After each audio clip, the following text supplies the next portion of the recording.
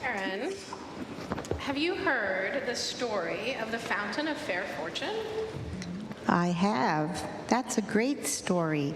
It has magic and a quest and a knight on a horse. Do you think we should tell it? Do you want to hear it? Yes. Awesome. Well, once there was an enchanted garden enclosed by tall walls and protected by strong magic. And in the center of the garden, high on a hill, flowed the fountain of fair fortune. Fair fortune just means good luck. Once a year, a single needy person was given the chance to fight their way to the top of the mountain, to the fountain, bathe in the water, and receive fair fortune forever. On the appointed day, hundreds of people traveled from all over the kingdom to reach the garden walls before dawn. They gathered in the darkness, each hoping that they would gain entrance to the garden. 3 witches met on the outskirts of the crowd and told one another their sorrows as they waited for sunrise. The first was named Asha. She was sick with an illness no healer could cure. She hoped that the fountain would banish her symptoms and grant her a long and happy life. The second was named Althea. She had been robbed of her home, her gold, and her wand by an evil sorcerer. She hoped that the fountain might relieve her of powerlessness and poverty. The third was named Amata. She had been deserted by a man whom she had loved dearly, and she thought her heart would never mend. She hoped that the fountain would relieve her of her grief and longing. Pitying each other, the 3 women agreed that, should the chance befall them, they would unite and try to all reach the fountain together. At first light, a tiny crack in the wall opened. The crowd surged forward, each of them trying to get in. Vines from the garden snaked through the pressing mass and twisted themselves around the first witch, Asha. She grasped the wrist of the second witch, Althea, who seized upon the robes of the third witch, Amata. And Amata became tangled up in the armor of a dismal-looking knight who was seated on a bone-thin horse. The creepers tugged the 3 witches through the opening in the wall, and the knight was dragged off his horse along with them. As soon as they made it through the wall, the opening closed. Asha and Althea were angry with Amata, who had accidentally brought along the knight. Only one person can bathe in the fountain. It will be hard enough to decide which of us it will be without adding another. Now, Sir Luckless, as the knight was known in the land outside the walls, had no skills. He had no magic, and he wasn't good at jousting or dueling with swords or anything else that knights typically do. He felt he had no chance of reaching the fountain, and he said so to the witches. At this, Amata became angry too. "Faint heart," she chided him, "draw your sword, knight, and help us to reach our goal." And so the 3 witches and the forlorn knight ventured forth into the enchanted garden. They met no obstacle until they reached the foot of the hill on which the fountain stood. There, however, wrapped around the base of the hill was a monstrous white worm. Ugh. At their approach, it turned its foul face upon them and uttered the following words: "Pay me the proof of your pain." Sir Luckless drew his sword and attempted to kill the beast, but the blade snapped in half. Then Althea cast rocks at the worm, while Asha and Amata tried every spell they knew that might subdue or entrance it, but nothing worked. The worm would not let them pass. The sun rose higher in the sky, and Asha, despairing, began to weep. Then the great worm placed its face upon hers and drank her tears. Its thirst assuaged, the worm slithered aside and vanished into a hole in the ground. Rejoicing at the worm's disappearance, the three witches and the knight began to climb the hill, sure that they would reach the fountain before noon. Halfway up the steep slope, however, they came across words cut into the ground before them.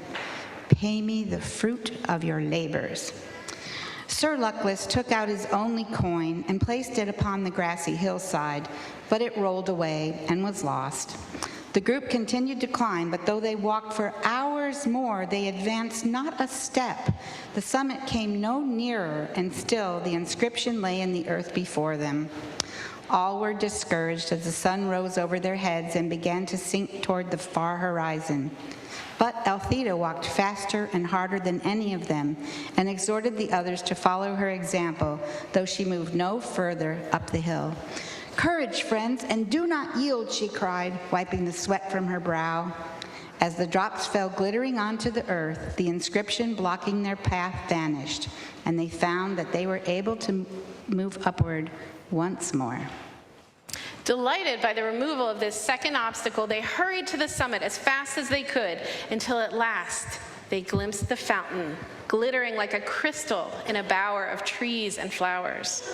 Before they could reach it, however, they came to a stream that ran around the hilltop, barring their way. In the depths of the clear water lay a smooth stone bearing the words, "Pay me the treasures of your past." Sir Luckless, I don't know why he's even trying. Sir Luckless attempted to float across the stream on his shield, but it sank. The witches had to rescue him and pull him from the water. They tried to leap the brook themselves, but it would not let them cross.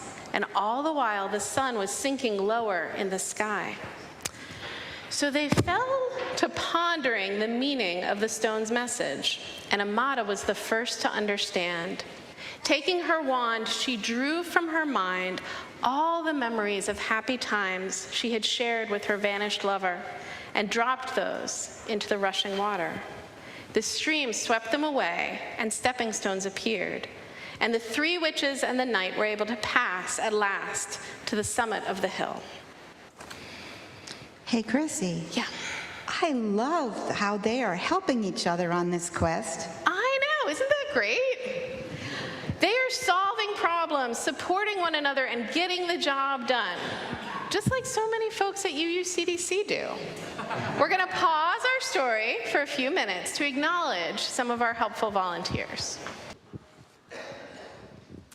So, you remember the three witches, Asha, Althea, and Amata, and the knight, Sir Luckless, were on a quest to the Fountain of Fair Fortune. They'd overcome 3 obstacles and were just about to come to the top of the hill. The fountain shimmered before them, set amidst herbs and flowers rarer and more beautiful than any they had ever seen. The sun was about to set, and it was time to decide which of them would bathe. Before they could make that decision, however, frail Asha fell to the ground, exhausted by her struggle up to the summit. She was close to death. Her 3 friends would have carried her to the fountain, but Asha was in mortal agony and begged them not to touch her. Then Althea hastened to pick all of the herbs she thought most hopeful and mixed them in Sir Luckless's gourd of water and poured the potion into Asha's mouth. At once, Asha was able to stand. What's more, all of her symptoms had vanished. "I'm cured," she cried. "I have no need of the fountain. Let Althea bathe." But Althea was busy collecting more herbs in the garden. "If I can cure this disease, I will earn gold aplenty. Let Amata bathe." Sir Luckless bowed and gestured Amata toward the fountain, but she shook her head. The stream had washed away all regret for her lover, and she saw now that he had been cruel and faithless, and that it was happiness enough to be rid of him. "Good sir, you must bathe as a reward for your chivalry," she told Sir Luckless. So the knight clanked forth in the last rays of the setting sun and bathed in the fountain of fair fortune, astonished that he was the chosen one and giddy with his incredible luck. As the sun fell below the horizon, Sir Luckless emerged from the waters with the glory of his triumph upon him, and flung himself in his rusted armor at the feet of Amata, who was the kindest, most beautiful woman he had ever beheld. Flushed with success, he begged for her hand and her heart, and Amata, no less delighted, realized that she had finally found a man worthy of them. The three witches and the knight set off down the hill together, arm in arm, and all four led long and happy lives. And none of them ever knew or even suspected that the fountain's waters carried no enchantment at all. Thank you for listening to our story.